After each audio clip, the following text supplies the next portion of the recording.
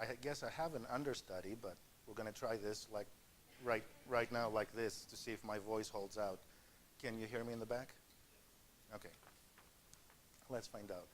So we're going to talk a little bit about our budget process and some tools that we have in the finance department.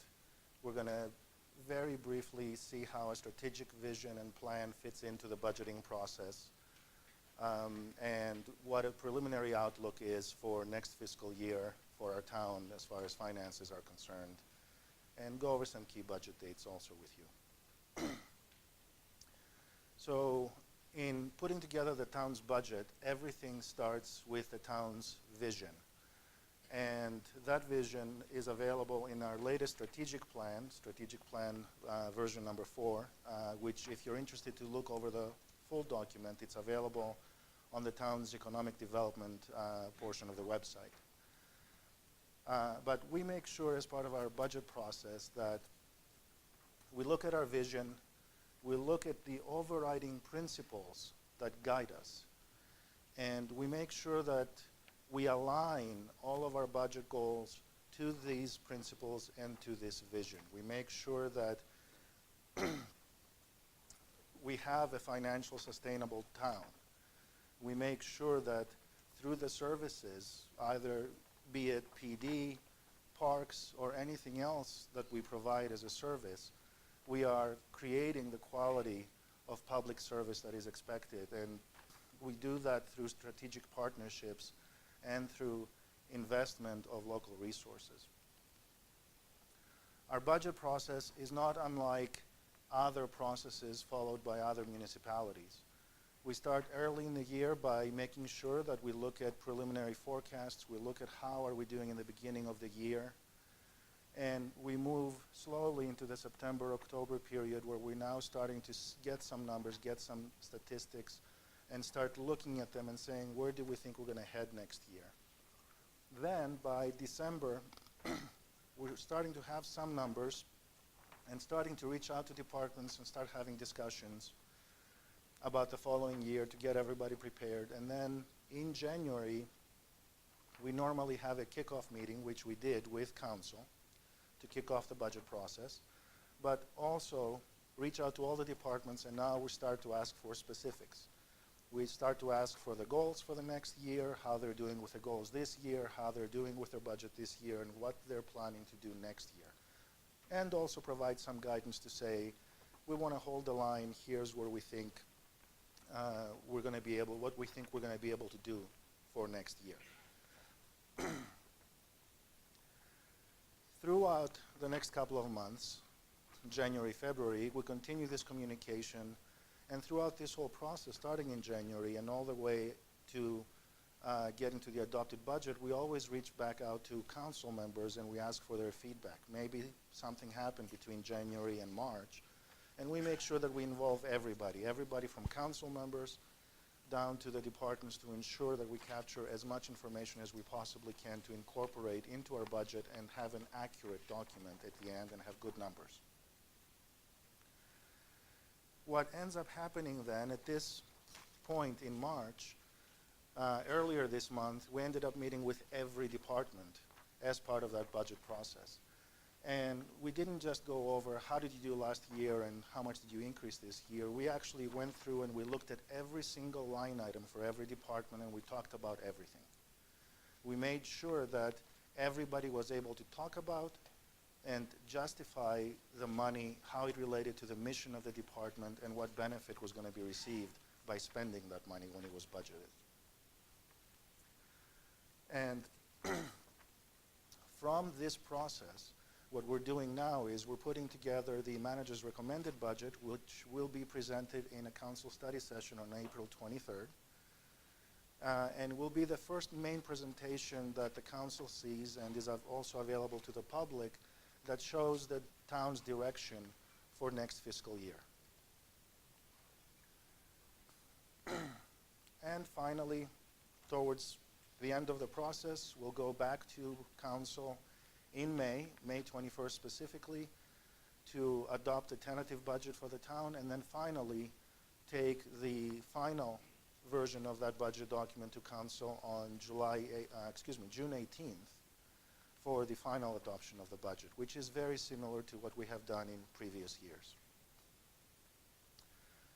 But moving on to a 2020 outlook, and before we go there, just to give you a little bit of perspective of what the town's budget looks like. The 2019 budget, before we talk about 2020, was a budget of $141.7 million. About half of that, or 49%, went towards operations specifically, as opposed to the rest of it, which was 7% for debt service and about 44% for capital outlay, major projects, construction, acquisition, those types of items.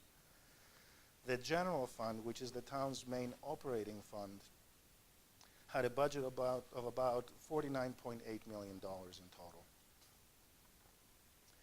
And finally, the town has 364 full-time equivalent positions that basically perform all the functions of the town and provide all the services that are available and provided by the town. So as we look at to the following fiscal year, we look at what we started with in 19, and we look at assumptions. We look at what is available out there, and specifically we look at the Joint Legislative Budget Committee at the state, and we receive from them their analysis, their economic forecasts, and also we look at the Eller School, Business School, and their economic forecasts. What we get from these two sources is great historical information, but we also get specific information to our region. Just in the Tucson area, Marana, what is going to happen, what Eller is expecting. So we're able, hopefully, to produce fairly accurate forecasts.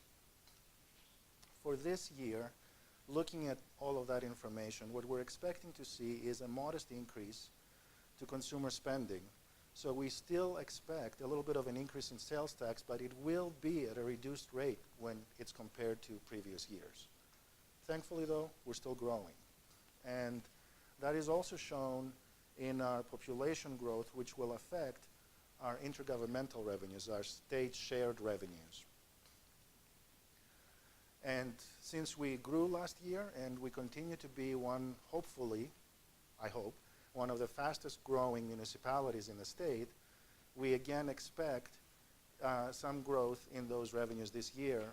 Initially, preliminary numbers are at 4%. Finally, our original estimate was licenses and permits. We expected 735 permits for next year compared to our budgeted permits of 740 for the year we're in right now. But right now, we're looking at numbers, and for all of these numbers, because these were preliminary, we'll continue to refine them, we'll continue to look at them, and sometime by the end of this month and beginning of next month, we hope to adjust them again, refine them, see how do they compare to where we think we are now. But we still hope and think that we're not going to be too far off from where we were when we projected initially. What that boils down to is that those three items I talked about make 95% of our general fund revenues. So the majority of the services that we get out of the general fund get paid from these big three revenue sources: our sales tax, our shared revenues, and our permits and fees. And when we look at a few more numbers, because I am in finance, I now have to bore you a bit more with specifics.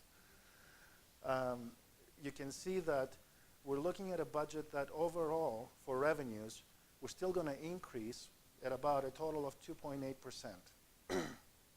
And as you look at the historical data, you can see that we are, I don't think we can see it here, too much light, but I think you can basically see the blue line as it rises kind of steadily, except for 2018, which, let's call it a bumper year for sales taxes. We did really well.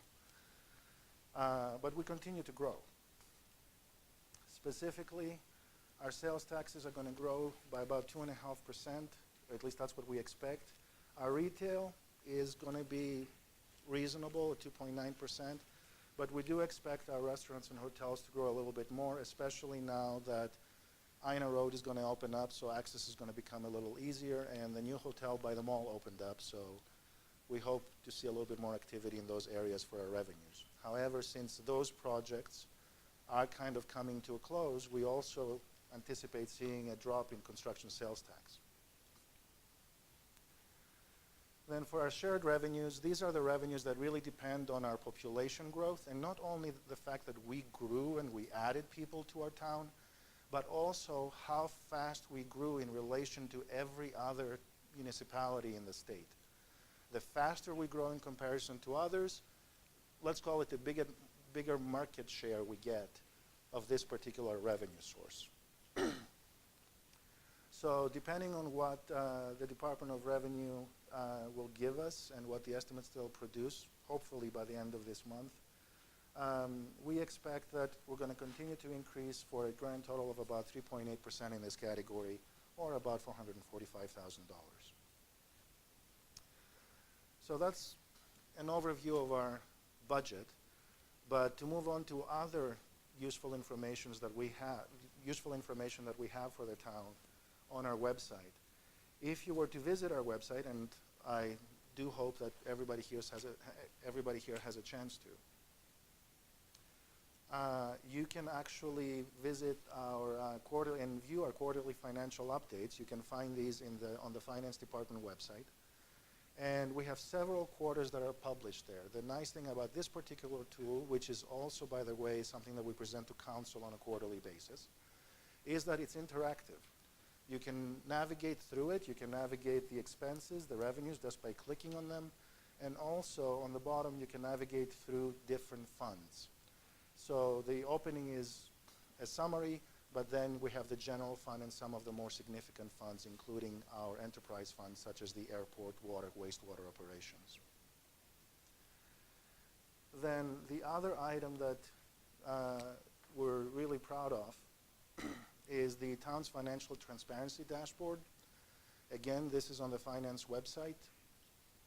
And this is where you can go and you can view a little bit more specific granular information as compared to the quarterly information. Here, if you want to see how is the department spending the money, how are they doing, you can go in, click spending by department, and select your department, and you'll see a nice graph and a nice visual representation of what money is being spent and how it's happening.